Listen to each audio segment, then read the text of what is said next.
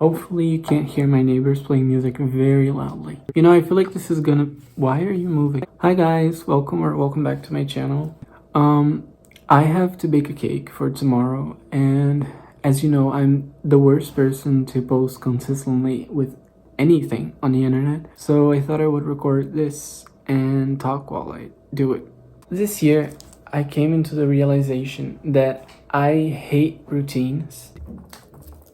In the sense that if my days start to look the same, like my week doesn't have anything big happening, I start to lose my mind and feel like I'm not moving at life and I'm stuck and I'm, you know, like something should be happening. And that's like exactly what's been happening these past couple of weeks.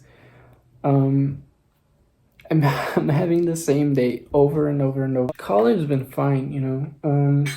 We've had a lot of stuff to do, a lot of assignments. That really doesn't bother me. It's just, I feel like I have such, not unrealistic, but big goals that I want to achieve career-wise and just life-wise. And there's like not a single day where I don't feel the weight of that expectation that I put over myself. They aren't exactly like related to my college. So every time I get to this stage where I'm like only doing college stuff because I don't have time or mind space to do anything else, I feel like I'm, you know, stuck because I should be doing what I want to be doing, you know, which is like, oh, making music or doing internet stuff. Even when I can do this kind of stuff, which is more in the lane of what I want to do, I can't bring myself to do it. I feel like I'm so tired. Having nothing happening in my life tires me so much. That's the point that I was trying to make.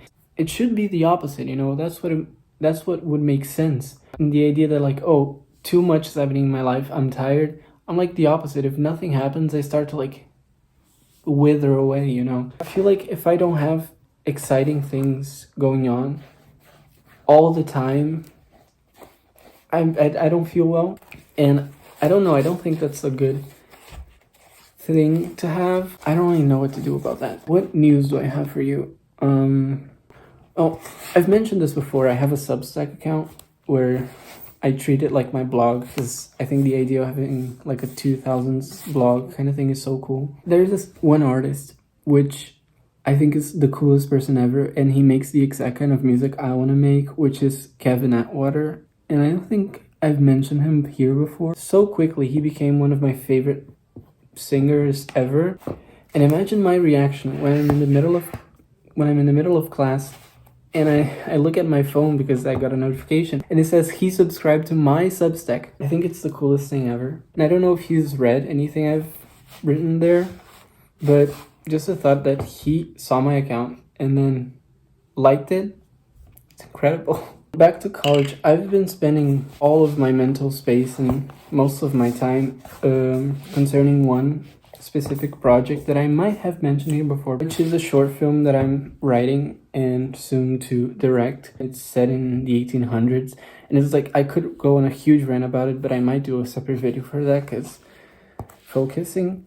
And I can't wait to like actually get into production and film it, and I hope to be able to post it here once it's done, but festivals and stuff, so I might not be able to, but we'll see about that. I think when it comes to the short film, I've been like technically obsessed with it, which is a tricky word to use, but I was thinking, and when you create art and you're in, you know, in that area of stuff and you have a big project and stuff, I feel like you kind of have to be obsessed with it, like fully put your head into it and make it happen, whether it is making music or making films or whatever. That's what's been missing for some of my projects. I was completely obsessed with making music, and you know, I still am, but oh, by the way, I'm making chocolate cake. I forgot to say it. Now I'm very obsessed with this short film project idea that somehow got into my head that kind of pulled away from my obsession with the other projects of like goals I want to achieve in the future.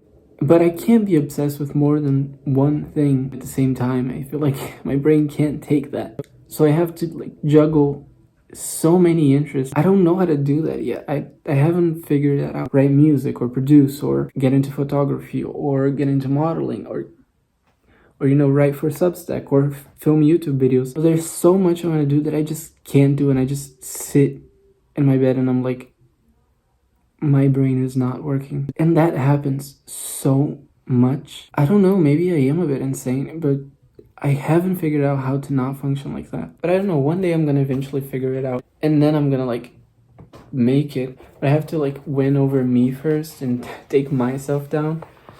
It's hard stuff. I feel like I'm always running from something and also chasing something, and I can't stop, you know.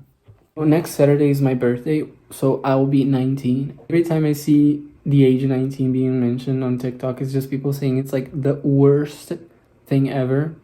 So I am a little scared, and I hated turning 18. It was like, it took me 6 months at least to get used to the idea that I was no longer like a teenager, which, let's agree, I am a teenager. In my head, I'm not an adult, and I think it's gonna take a while for me to feel like an adult. I'm definitely not ready to be an adult, and you know, all that stuff, but that's way too deep to get into this video. I was very sad about it. Girls who cry on their birthday, that's me, and I already cried for this birthday, which is a week away. Oh my god, I sound so depressing, don't I? I'm waiting for the oven to heat, so it's not like I'm not doing anything. I didn't say what the cake was for. A couple of friends of mine from college are gonna come over so we can do this one assignment that we have to do where we have to film some stuff. I'm making a cake for that, so we have stuff to eat. So yeah, I'm a very good friend, I hope. I got braces. I don't know if you can...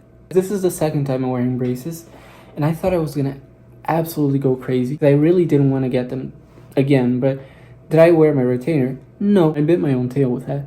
I was completely prepared to cry the day I got them. I'm always preparing to cry. That's something I do a lot. But you know, I didn't hate it. It was like, fine.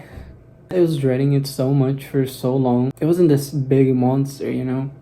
So it's just there. And I've been talking a whole lot and not doing cake. I have no idea what this is called in English. The putting butter on the tray so the cake doesn't stick to it. You can't really see, but it's ready. So I'm gonna put it in the oven. It's right there.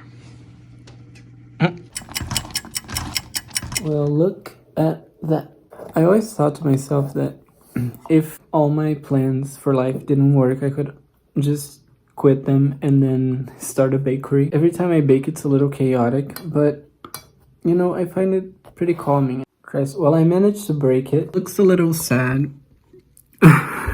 I think we can fix. You know, there's a saying that goes like, "There's nothing a little frosting can fix."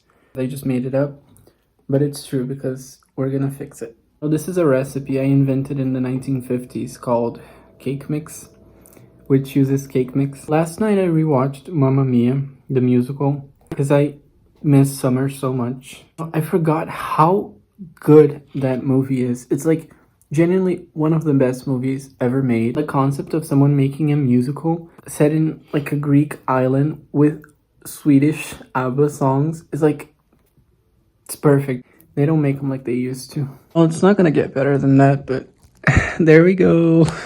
I'm definitely gonna eat some of it before my friends arrive because that's the kind of person I am. Thank you for watching. I don't really know what this video was, and bye.